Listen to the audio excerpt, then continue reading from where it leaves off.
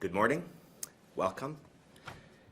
As Manitoba and Canada and the world deals with the COVID day-to-day, in fact, here as a province, as the Departments of Health, Education, Families, and others deal with the here and now issues dealing with COVID, Manitoba Infrastructure has taken the last year and has set out a plan which we call the day after tomorrow. We recognize that at some point in time we will come out of COVID. And the Department of Hope, the Department of the Day After Tomorrow, will be called upon to get things moving again within the economy. And that would be Manitoba Infrastructure. Thus, I'd like to thank all of you for joining us today. I appreciate that the media has a lot of work to do. You have a lot of coverage, especially with COVID. So I appreciate that you are here today. And the fact that you're joining us on a road trip to freeway status for the Perimeter Highway. Highway number 1 is our most important east-west economic corridor. Highway 75 is our most important north-south economic corridor. The Emerson border crossing is the busiest crossing west of Windsor, Ontario. What all of them have in common is that they intersect with the Perimeter Highway. That's why, in the summer of 2017, we announced the South Perimeter Safety Review. In November of 2017, we announced the South Perimeter Functional Study. Both are complete, both were accepted by the Department of Manitoba Infrastructure and are in the process of being implemented. In the summer of 2020, our government announced the North Perimeter Safety Review. We feel as a department that, as we make the perimeter safer, we make uncontrolled intersections more dangerous. Let me repeat that again. The safer we make the perimeter highway, the less safe uncontrolled intersections become. And by uncontrolled intersections, we mean basically mud roads that lead onto a high traffic corridor, perimeter highway. We believe the North Perimeter Safety Review will address these issues. Today, I am pleased to announce that Phase 2 Perimeter Highway Safety Review will be going up on Engage Manitoba site. In fact, it is going to go up today. This Phase 2 review will discuss the impact on 22 various intersections spanning from Highway number 1 west all the way around the North Perimeter to Highway number 1 east. So the first safety review was all about the South Perimeter. This one is now about the North Perimeter. I would like to be very clear. This is not going to be an easy task. In fact, if it was going to be easy, it would have been done a long time ago. We appreciate that there is going to be a lot of change, and with change will come some discussion, and we are prepared for that. That's what Engage Manitoba will hopefully get people to do. We encourage all Manitobans to go on to Engage Manitoba, have a look at the discussion document, and give the Department of Manitoba Infrastructure your input, because your input is very important to us. We want to hear from you. I'd like to point out again, the document is now live and will be available for review and comment till April 10th, 2021. As we always do, the Department of Manitoba Infrastructure will communicate the results to Manitobans. We do that with all of our projects. We've committed to do that again with this one. In conclusion, safety is our government's #1 priority. This process helps us to move Manitoba forward to a more prosperous, safe future. Thank you very much for being here. And now questions. Thank you, Minister. A reminder to our reporters on the line, you will have one preliminary and one follow-up question this morning. Up first, from CBC Manitoba, Ian. Good morning, Minister. In terms of the North Perimeter here, what are we looking at in terms of the timeline, in terms of actually getting this going? Well, Ian, and thanks for being here. We couldn't have a press conference without Mothership being present, so great to have you here. And some of that has started already. If you've driven the North Perimeter, there were a couple of intersections that were simply too dangerous. So they were crossovers. And we have barricades up already. So the process has already started. Some of them will be easier to do. Some are going to cost a lot more money, and they might take 2 to 3 years because we will have to acquire land. So to be very clear, the process has started, but we want to also be very clear that we are engaging with Manitobans and we want their input. So we haven't really changed those intersections. We've put barricades up, but we are prepared to listen to what Manitobans have to say. And we know there is some angst out there. What's going to happen? Are they going to have to drive further? We understand change sometimes can be very difficult. Those roads have been there since the beginning of Manitoba, and now we're going to be changing traffic flow patterns. So we are committed to doing them. Some are sort of blockaded off. We want to wait until we hear back from Manitobans, and then we will come out with our final report. Regarding the South Perimeter, a number of projects were slated to start this year. The St. Mary Road Interchange Service Road at Holmes and Melnick, West Perimeter Highway Service Road. Are you expecting all those projects to get going this year? Yes. So on that one, I'll give a little bit more of an answer. St. Mary's, I understand we've already started a lot of the traffic diversion. And why, of course, I know that is we've already received some comments back in the department because traffic patterns are going to change. So St. Mary's, we're basically done with the initial design phase. It is ready to proceed. And the others, what we've had some difficulty with, as we always do, is land acquisition. We can't do what we want without the proper land, and those are scheduled to go forward this construction season. Thanks for your question. From CTV Winnipeg, Jeff. Oh, hi, Minister Schuler. So I take it this will be very similar to what you did on the South Perimeter, closing off some of those dangerous intersections. And will you have to build more, service roads? Like, how will you make up for, if you close off something and then people have to drive a lot further? How will you make up for that? First of all, Jeff, great to hear from you again. I miss all of you. I always enjoyed seeing you up in the gallery. I'm sure you don't miss the heckling that Calvin Gertz and I gave you, but great to hear your voice at least. So Jeff, you're absolutely correct. What we are hoping to do, I would like to see at least this construction season, is that you are no longer allowed to cross over the perimeter highway and then try to navigate a turn left. We find those are incredibly dangerous. I would point out to you that where Jefferson meets the perimeter highway, it has been identified as singularly the most dangerous intersection on the perimeter. That is identified by trucking companies, and they are very pleased that we're looking at removing that.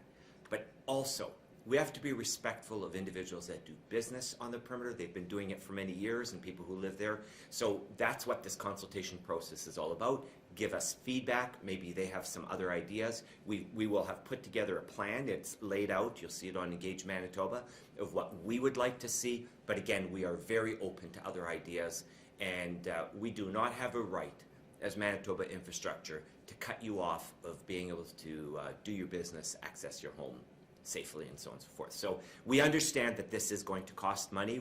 We appreciate that, as the South Perimeter Safety Review. And if you remember, we announced what is now called Ethan Boyer Way well ahead of time, and then there was that tragic accident. And there were many who pushed for us to do it faster. We couldn't do it fast. Folks, we cannot engineer these roads and these changes in a fast way. What we do is we engineer them and we build them in a safe way. And that's exactly what we're going to do in the North Perimeter. My second question, Mr. Minister, if I can go off topic here. You're a former school trustee. I wonder what you think of eliminating all elected school trustees in this province. Well, Jeff, before you and I were born, there was a premier called Premier Duff Roblin who made changes to education in Manitoba. He was known as the modern father of our modern education system. That time there were 1,000 school boards. I think it was more than that. And he changed it, and I have a feeling he got a lot of pushback.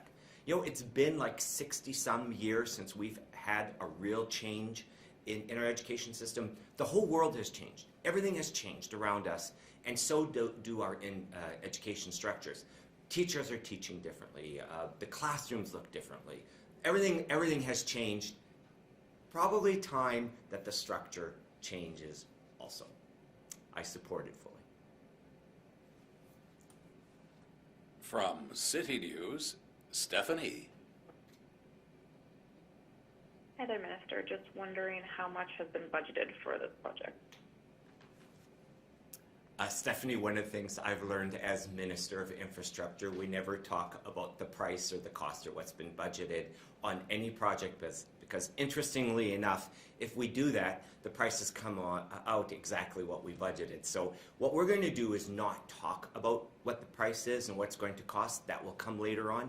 Right now, what we're trying to engage with Manitobans is conceptually, what is it that they would like to see, and how could they then access the perimeter highway, perhaps going to a signalized controlled intersection or getting them onto some kind of a bridge structure that they can do so safely for them and their loved ones, for their families. In fact, there is a private Sikh school that's being built on one of the service roads right now, and I think right now they're using a crossover.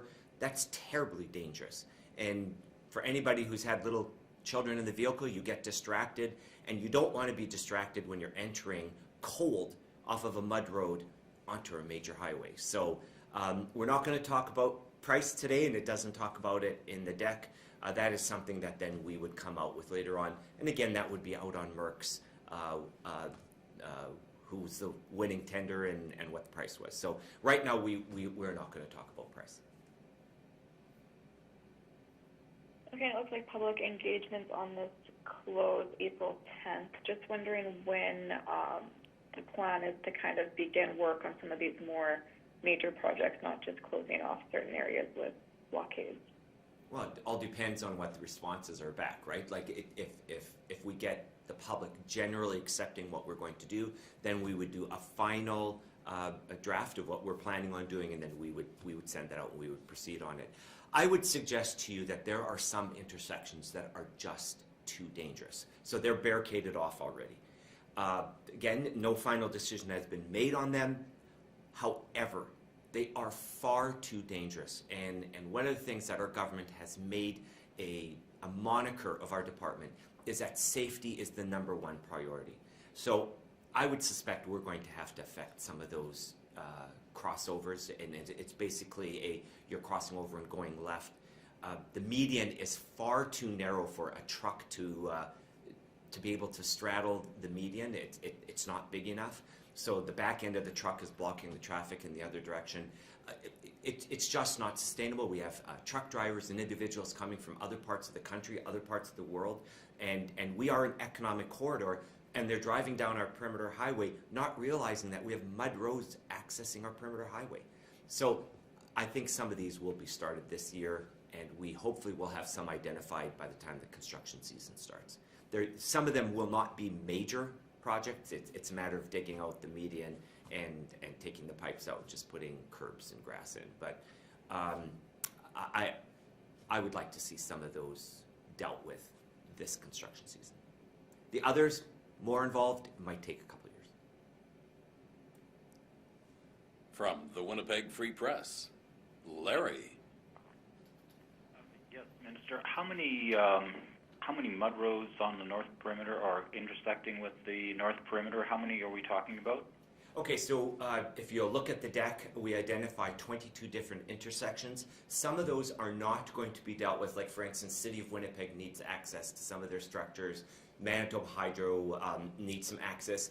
Those roads, at best, what we would probably do is put a barrier of some kind that they can go and they just unlock it and they can access their equipment.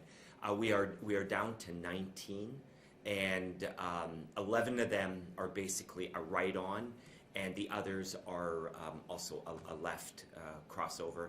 So we have a lot of work to do. We understand that this is not going to be easy. We hope Manitobans agree with us that it should be about safety, #1, most importantly, and the government of Manitoba is prepared to put money into it to ensure that it's a safe process.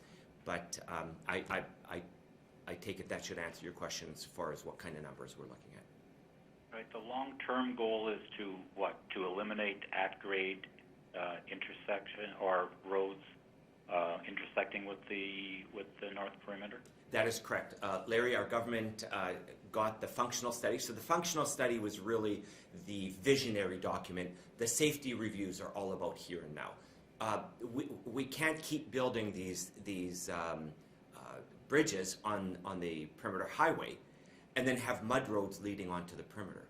Like that is a recipe for disaster. So what we are doing is, at the same time we're starting to build these overpasses, we must deal with all of the access points other than a controlled intersection. Either there's a traffic light or a bridge. But we would like to see the perimeter highway become freeway status. And now I'm going to go off my notes, and my communicator is going to be shaking her head at me. I actually think there will be someone one day, and it probably won't be my political lifetime, Larry, that Highway number 1 and 75 should also be identified as freeway status. But let's take on what we can in the near future. Let's get the perimeter at freeway status and then talk about number 1 and 75. I think I said the other day, I'm fine with swallowing the whole elephant. I just can't swallow the whole herd. So let's start with the perimeter and then talk about number 1 and 75. From Global News, Merrick. Hey, Minister Schuler, just wondering what, if anything, have you guys taken or applied from the last South Perimeter Highway process to this engagement process? We learned that doing the right thing is the right thing. We got quite a bit of pushback on the South Perimeter Safety Review. There were a lot of individuals that were not pleased with us. And if there's something we've learned about the tragic incident with Ethan Boyer, is that it was the right thing to do. We had announced it already. It just took us a while to get it engineered and get it built. We learned that this is something we must do, and it should have been done a lot earlier. If we'd have done this 40 years ago, we wouldn't have had the same kind of pushback. We wouldn't have had people worried about their business and how they're going to access it. And you know, if the right time to plant a tree is 30 years ago, well then the second best time to plant a tree is today. And so if the right time to do this with 30 or 40 or 50 years ago, then the next right time to do it is today. It's the right time. We must get those intersections off the perimeter highway. The uncontrolled intersections are absolutely dangerous. There are individuals pulling camper trailers, families who don't understand the heavy load because you're going upgrade onto the perimeter highway, or somebody pulling a horse trailer and they're pulling out in front of semi-trucks, triple Bs, and somehow they expect the triple Bs to switch lanes while they're trying to accelerate, not realizing how heavy a load they're pulling. We realized from the South Perimeter Safety Review how absolutely necessary it was to do a safety review on the entire perimeter, and that's what we're doing. When this is done, you will only have signalized or bridge intersections on the perimeter highway. Long overdue. Thanks. From the Winnipeg Sun, Josh. Good morning, Minister. This is Josh Aldridge with the Winnipeg Sun. I was wondering, a lot of this is for safety, which is understandable, but do you have stats available for collisions and trends? Is getting worse out there in terms of collisions, specifically the more serious collisions out there? Well, having been the minister when Ethan Boyer tragically passed away on the South Perimeter, I can tell you how painful it was for me personally.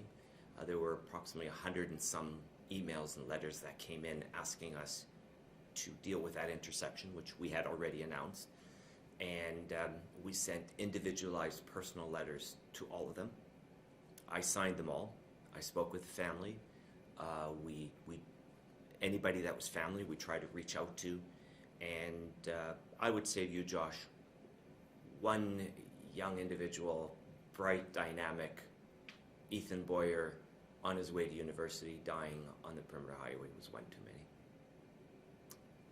we have a lot of near misses, and you would have been, some of you may have been part when we made the first announcement of the South Perimeter Safety Review, and we showed video footage of cameras and the near misses.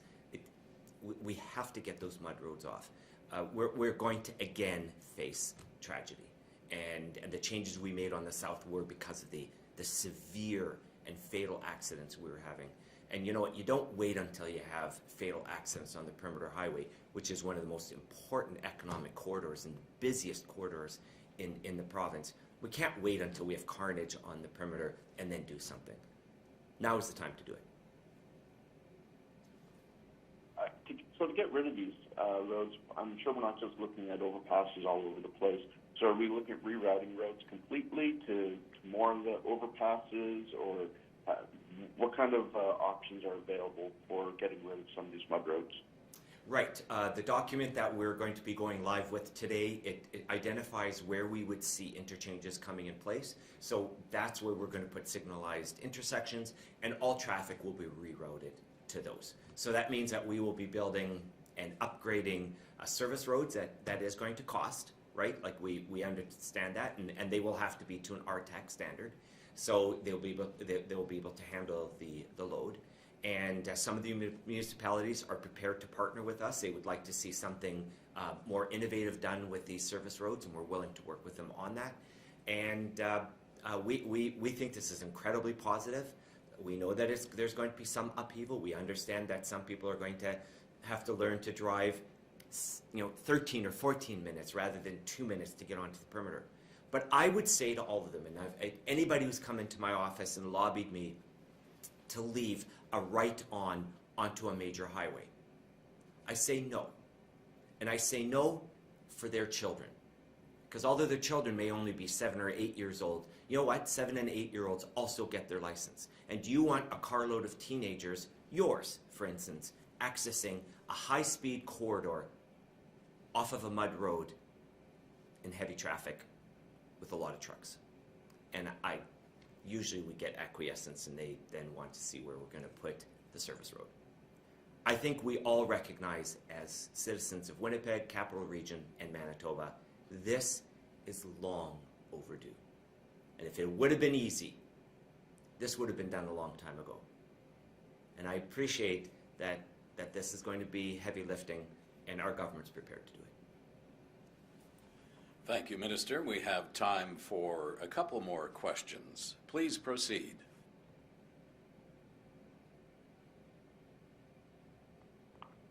Minister, the South Perimeter is slated, I guess, once all those upgrades are said and done, for around 2050.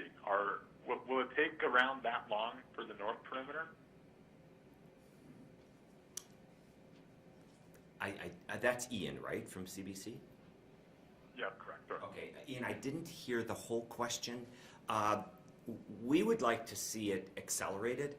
Again, we have capacity issues as a province. We have only so many construction firms that can do this. And plus, if you read, there was Manitoba Heavy published a letter in one of the newspapers today, again, talking about sustainability. So as long as we always are working on the Perimeter Highway, I think most people would appreciate. We're not going to get them all done in one fell swoop, but we are looking at accelerating that. Our government recognizes how important this is. It is part of that economic corridor. So you have number 1 east-west, 75 north-south, and the perimeter ties it all together. So we are going to focus on getting the Perimeter Highway to freeway status as quickly and as reasonably as possible, and then looking at the others.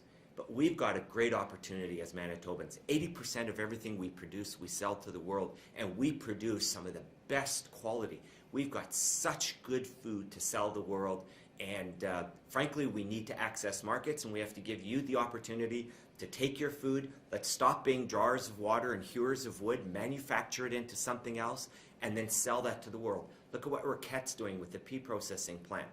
That's going to substitute corn in a lot of soups, which a lot of people are looking for a substitute to corn.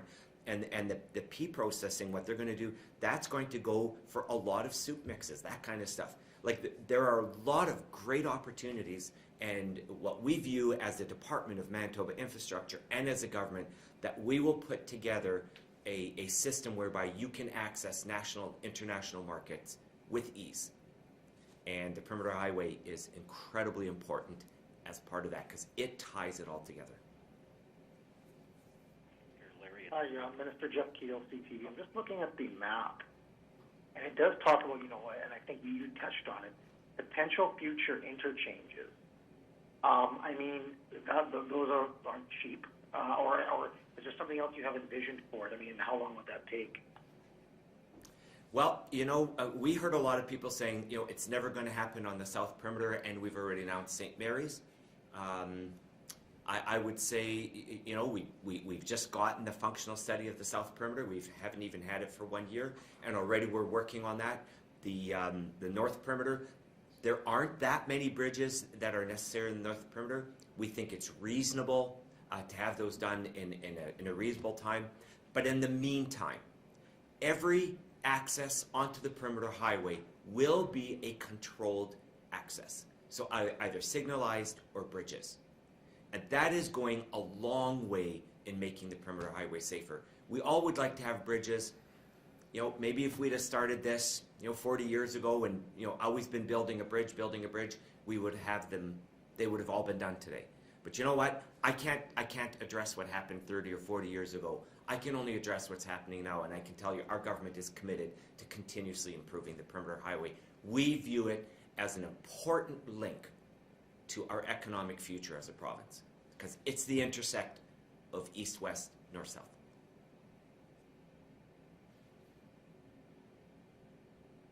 Did that answer your question, Jeff? All right, everyone, thank you. This concludes our media briefing. Thank you all. Appreciate you being here.